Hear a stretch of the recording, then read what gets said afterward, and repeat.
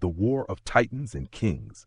In the year when the heavens cracked and the earth trembled, a shepherd wandered beyond the valley of fire, seeking refuge from the storm. There, hidden beneath the ruins of a forgotten temple, he found a vault of ancient scrolls, stories etched in time, whispering of wars waged not by men alone, but by gods who walked among them. Scholars later named them the Chronicles of the Forsaken War, the rise of the forgotten gods. Long before the empires of man, before Babylon's rise and Egypt's golden age, the world was divided between the sovereigns of light and the dwellers of the abyss. These were not mere legends. They were beings of flesh and power, ruling from their celestial strongholds.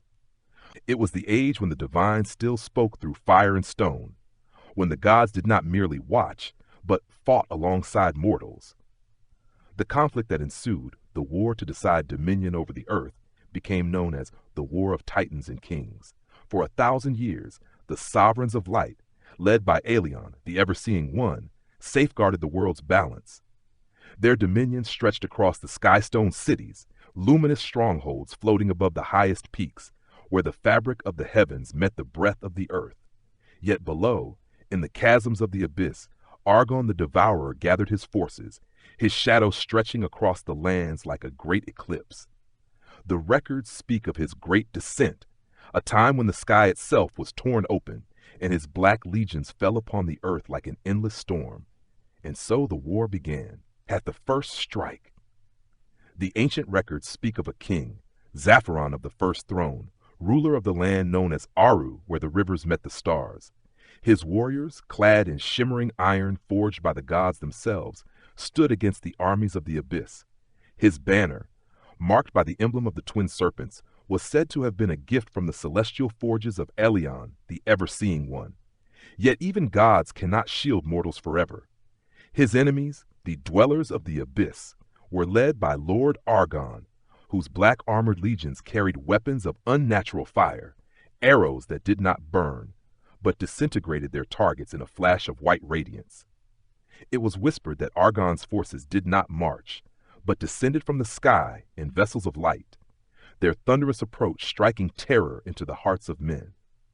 The first battle was fought in the plains of Near, where the heavens themselves seemed to weep with fire. The chronicles describe how the sky opened, and a chariot of fire, brighter than 1,000 torches, descended from the clouds.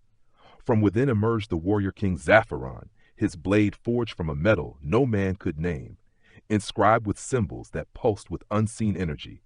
Against him, Arghon unleashed his own fury.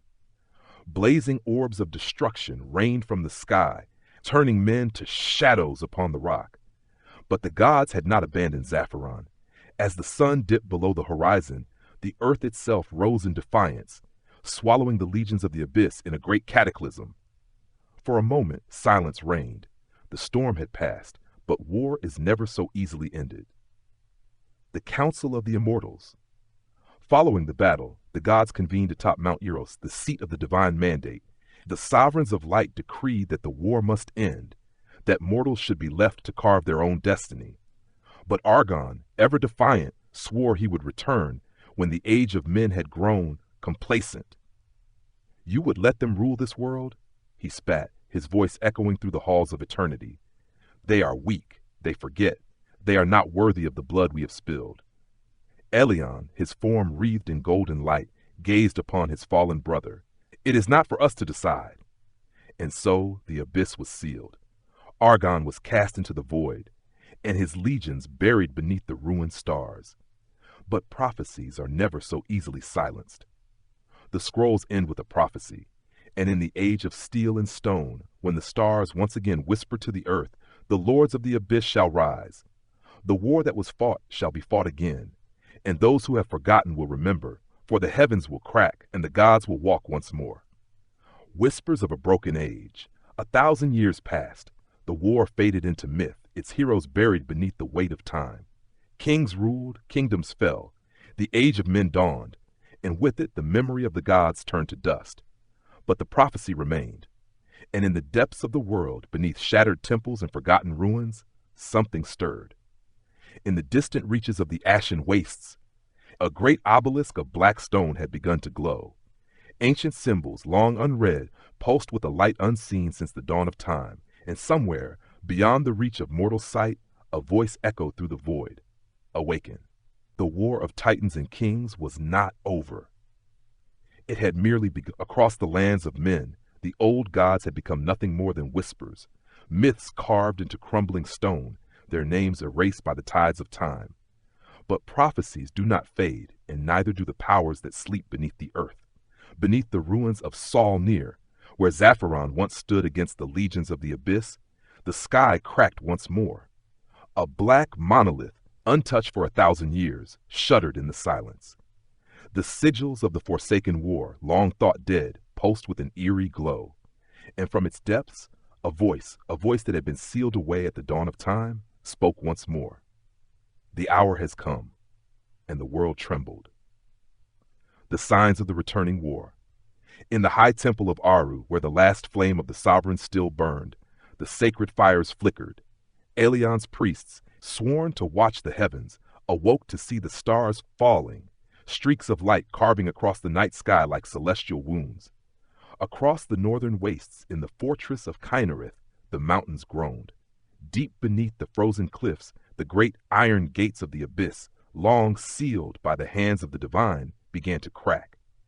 And in the capital of Varos, where kings now ruled in ignorance of the gods, the old seers woke screaming, their eyes burning with visions of war. The Lord of the Abyss stirs, the Forsaken One rises. The war of titans and kings has begun anew. The awakening of the abyss. Far beyond the sight of men, where the winds howled through desolate plains, Arghon's prison lay shattered. The first to emerge were his heralds, twisted echoes of the past, clad in armor black as night, their eyes burning with the white fire of forgotten stars. They carried the banners of a war long lost, their weapons gleaming with the darkness that devoured the light. Behind them, the great vessels of the abyss, silver titans that had slumbered beneath the earth, rose once more. Their forms were not of this world, vast and terrible, moving through the sky like specters of the past. And at their head, standing atop the highest peak of the shattered realm, Arghon the Devourer opened his eyes. "It is time," he whispered, and the heavens burned once more. The last hope of the sovereigns. In the heart of Aaru, beneath the ancient temple where the last embers of the divine still flickered, the high seeress of the sovereigns stood before the celestial mirror, an artifact older than the world itself. And she saw. She saw the skies darken, the oceans boil, and the mountains shatter. She saw kings kneel before a force they could not comprehend. She saw warriors clad in fire, and shadows that moved as men. And then she saw him, a figure wreathed in light, a blade forged in the flames of creation itself. Zaphiron's heir, the one who would stand against the darkness. But he was not yet ready. "Find him," she whispered to the winds, "for the war of titans and kings is upon us, and if he does not rise, then all shall fall." The gods had returned. The war had begun. The war was never over. The echoes of the past are growing louder. The seals of the abyss are weakening, and somewhere, hidden beneath the dust of forgotten history, the truth waits to be uncovered. Was this just a legend, a story passed down through time, or was it something more? A warning? Tell us what you think. Could these myths be echoes of real events, long buried and erased from history? Are the gods truly gone? Or have they only been sleeping, waiting for the right moment to return? Drop your thoughts in the comments below. Let's unravel the mystery together, because if the prophecy is true, the war of titans and kings has only just begun.